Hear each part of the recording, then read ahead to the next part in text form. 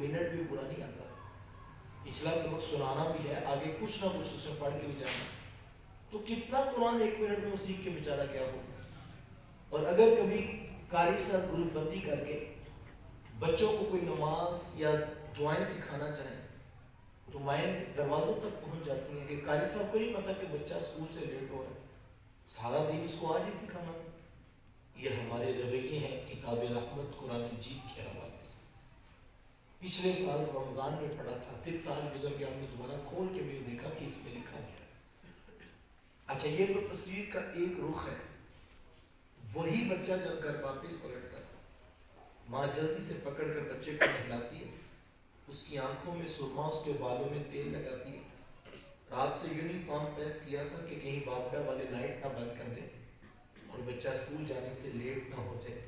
ماں اس کو اسکول کا یونیفارم پہناتی ہے, ٹائی اس کو اسکول کے یونیفارم کی لگائی جاتی ہے, بیج اس کو اسکول کے یونیفارم کا لگایا جاتا ہے, پالشڈ شوز اس کو پہنائے جاتے ہیں, جرابیں وہ دی جاتی ہیں اسکول والوں نے بتائی. کتابیں, پینسلیں, ربر شارپنر تک مائیں خود دیکھتی ہیں کہ کوئی شاید گھر نہ رہ جائے اور میرا بیٹا صبح اسکول میں پریشان نہ ہو. واٹر کین اس کی بغل پہ لٹکائی جاتی ہے, لنچ باکس اس کے بیگ میں رکھا جاتا ہے, اور باپ اٹھتا ہے, 10 روپے خرچی اس کی جیب میں ڈالتا ہے, موٹر سائیکل پر بٹھا کے منہ چوم کے اس کا میٹھی باتیں کرتا ہوا اس کو اسکول چھوڑ کے بھی آتا ہے. 2 بجے وہاں سے لے کر آتا ہے, 3 بجے ٹیوشن سینٹر, 6 بجے وہاں سے واپسی. پھر ہفتے بعد جو ہے وہ فون کر کے پوچھتا, ماسٹر صاحب میرا بیٹا پڑھائی میں ٹھیک جا رہا ہوں. میں نہیں کہتا بچوں کو اسکول نہ بھیجیں, ان کو ضرور بھیجیں, لیکن میں صرف ایک سوال آپ کے ضمیر پہ رکھنا چاہوں گا.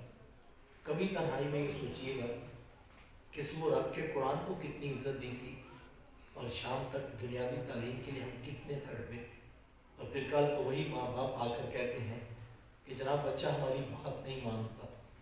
ماں کہتی اس کو باپ سے بات کرنے کی تمیز نہیں, اور باپ کہتے ہیں مجھے پتا میں نے اس کی اسکولوں کالجوں کی فیسیں کیسے بھری ہیں, اور اس کو تو ہماری قدر ہی نہیں ہے. یہ دوستوں کے پاس بیٹھنا تو کام سمجھتا ہے, اس کو فکر ہی نہیں کہ بوڑھے باپ نے اس کو کیسے پروان چڑھایا. ماں کہتی اس کو باپ سے بات کرنے کی تمیز نہیں آئی. تو میں کہتا ہوں معذرت کے ساتھ جناب, آپ نے بچے کو پڑھائی ہے کیمسٹری, آپ نے پڑھائی ہے انگلش, آپ نے سکھایا ریاضی, بچہ کمپیوٹر سائنسز جا کے پڑھتا ہے. تو یہ انگلش, ریاضی, کمپیوٹر, بایو, فزکس یہ تو نہیں بتاتے کہ ماں سے بات کیسے کرنی. کیمسٹری کا کوئی قانون اس بارے میں نہیں ہے کہ باپ کے سامنے کیسے بیٹھنا ہے. فزکس کا کوئی اصول نہیں بتاتا کہ باپ کی سستی کرنا. یہ عنوان کیمسٹری, فزکس, بایو یا ریاضی نے نہیں پڑھانا تھا جناب. حضور والا یہ سبق یا رب کے قرآن نے پڑھانا تھا یا محمد کی میٹھی بولی نے بتانا.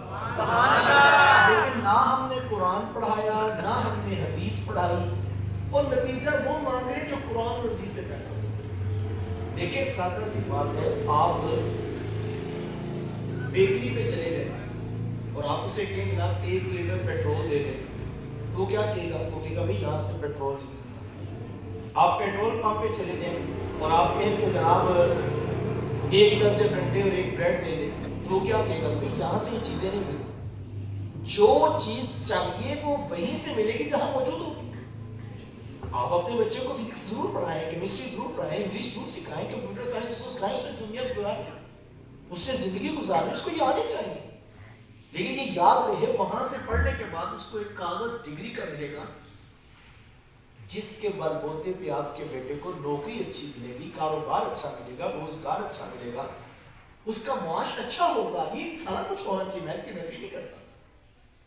لیکن اس میں سے کسی مضمون کا عنوان یہ نہیں ہے کہ ماں باپ کے ساتھ بات کیسے کریں. یہ عنوان صرف قرآن مجید کا ہے جہاں واضح لکھا ہے اف ولا تنہرہما, تم نے ان کو اف تک بھی نہیں کہنا, وقل لہما قولا کریما, اور ان کے ساتھ بڑی سونی میٹھی باتیں کرنی. یہ قرآن کا عنوان ہے نا, وَقَضَىٰ رَبُّكَ أَلَّا تَعْبُدُوا إِلَّا إِيَّاهُ وَبِالْوَالِدَيْنِ إِحْسَانًا. کیسا خوبصورت لہجہ ہے. کہا تیرے رب نے فیصلہ کر دیا اس کے سوا کسی کی عبادت نہیں. سجدہ صرف اللہ کی ذات کو ہے اور اس کے علاوہ کسی کو حق نہیں کہ اس انسان اس کے حضور سجدہ دے سو. یہ صرف رب کی ذات کا حق ہے. اور آگے فوراً کہا اللہ کی عبادت, اس کی توحید کا یقین. اس کے بعد فوراً کہا وَبِالْوَالِدَيْنِ احسانا, اپنے ماں باپ کے ساتھ اس نے سلوک کرنا, اپنے ماں باپ کے ساتھ اچھا سلوک کرنا. سبحان اللہ. تو مجھے اور آپ کو یہ عنوان سکھانے کے لیے قرآن مجید کی طرف کرتا ہوں.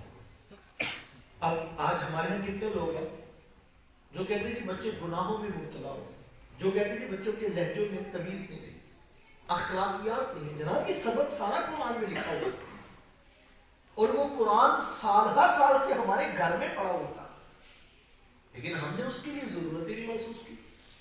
ہمیں کبھی خیال ہی نہیں آیا کہ وہ جو پریشانیاں ہمارے گھر میں ہیں وہ سارے مسئلوں کا حل ایک کتاب جو دو جہان کی سردان ہے اس کے اندر سارے مسائل کا حل نکلا. لیکن ہم نے کھولنے کی دوبارہ نہیں کیا.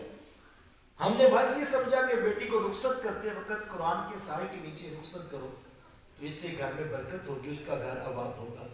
اس بات کا امکان نہیں, قرآن مجید جہاں بھی ہوتا ہے برکتوں کا نزول ہوتا ہے, لیکن مسئلہ اس وقت تک حل نہیں ہوگا جناب جب تک آپ قرآن مجید کو کھول کر پڑھنے کا مزاج نہیں پیدا کریں. تو خدا را اپنے بچوں کی قرآن مجید کی تربیت کا بندوبست ضرور کیجیے. قرآن مجید پڑھنا سکھائیے. یہ قرآن مجید کا دوسرا بنیادی حق ہے. وقت سمٹ ہے. قرآن مجید کا تیسرا حق یہ ہے, اوپر سے دیکھ کر پڑھنے کے بعد اس کے معنی, اس کے مفاہیم, اس کے مطالب پر غور کیا جائے کہ قرآن مجید کہتا کیا, اس کا مطلب کیا ہے, اس کا ترجمہ کیا ہے. یہ طلب پیدا ہونی چاہیے یار میرے رب کے قرآن کو سیکھنا. یہ طلب اجاگر کرے.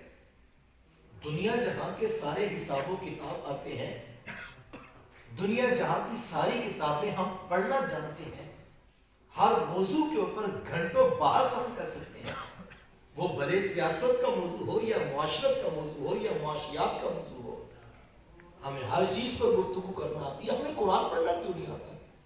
ہمیں یہ کیوں نہیں خیال آیا کہ یار میرے رب نے میرے ایک نام پیغام بھیجے. میں نے دیکھا یقین جان گیا یہ موبائل میں بعض اوقات کمپنیز کی طرف سے میسیجز آتے ہیں, تو جس کو انگلش نہیں نہ پڑھنی آتی تو وہ پوچھ رہا ہوتا کہ یار کمپنی والوں نے میسیج کیا, اس کا مطلب کیا ہے.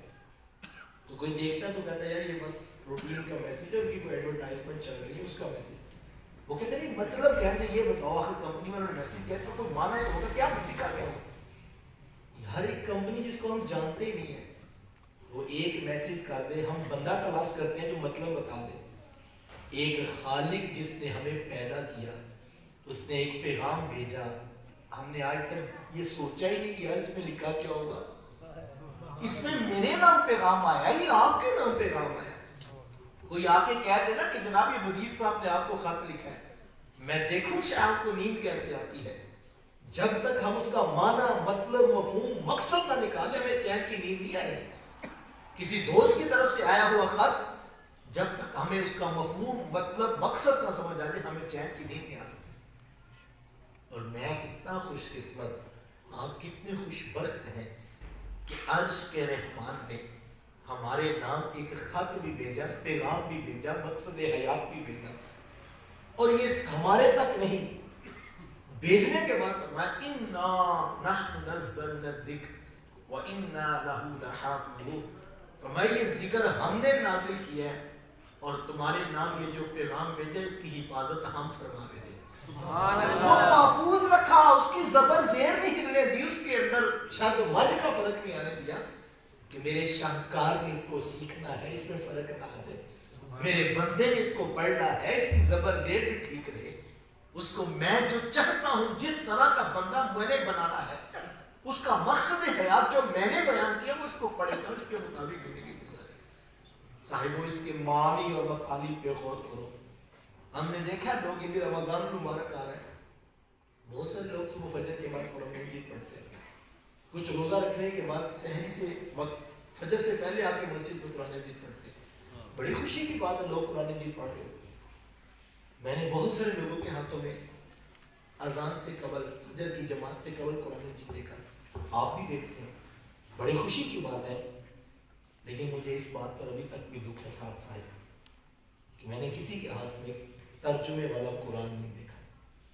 میں نے جب بھی دیکھا ایک نظر گھڑی پہ ہے اور 20 منٹ رہ گئے نماز پڑھے ہوئے, ہم نے سپیڈ تیز کر دی کہ بس اب ایک سپارہ ختم کر کے اٹھتا ہوں. اور کوئی کہتا ہے میں نے 2 قرآن ختم کیے, کوئی کہتا ہے 4 قرآن مجید ختم کیے. بڑی اچھی بات ہے, برکت ہے, رحمت ہے, میں اس کی نفی نہیں کرتا, لیکن آپ علماء سے فتویٰ لیجیے کہ ایک شخص نے 10 مرتبہ قرآن مجید صرف اوپر سے دیکھ کے پڑھا اور ایک شخص نے 2 آیتیں پڑھی, اس کا ترجمہ, اس کا مفہوم سیکھا, 10 منٹ بیٹھ کے غور کرتا رہا کہ میرے رب نے مجھے کہا کیا. اللہ اکبر. ایک حدیث کا مفہوم ہے, حضور میں جو فراوانی کے ساتھ, روانی کے ساتھ قرآن پڑھتا ہے اس کو 1 ثواب ہے, اور جو اٹک اٹک کے پڑھتا ہے, مشقت سے پڑھتا ہے, اس کو 2 ثواب ہے. یعنی وہ محنت کر رہا ہے, اس کو پڑھنا نہیں آتا. اور جس نے ایک بار ترجمہ پڑھا, سمجھ نہیں آیا, پھر پڑھا, پھر سمجھ نہیں آیا, پھر سوچ کر پڑھ گیا, مولا میں تیرا بندہ ہوں, مجھے تو سمجھ نہیں آ رہا, تو سمجھا دے کہ اس کے اندر کیا ہے. جب یہ غور و فکر کرتا ہے, تدبر کرتا ہے, سوچتا ہے کہ میرے رب نے کیا کہا. اللہ اکبر. 15 منٹ بیٹھا, 20 منٹ بیٹھا, 20 منٹ بیٹھ کے اس نے فیصلہ یہ کیا کہ میں تو زندگی ایسے گزار رہا ہوں, قرآن کہتا ہے ایسے گزارو. پھر اس نے فیصلہ کیا اٹھنے سے پہلے, آج کے بعد زندگی ویسے گزاروں گا جیسے رب کا قرآن کہتا ہے. سبحان اللہ. آپ علماء سے پوچھیں, یہ چند منٹ قرآن پہ غور کرنے والا, تدبر کرنے والا, اپنی زندگی کو بدلنے کا عہد لے کے اٹھنے والا, 10 قرآن مجید سے پڑھنے والے سے زیادہ بڑے کام کی طرف اس نے کام کیا ہے. صاحب وہ سمجھنے کا مزاج والا, یقین جانے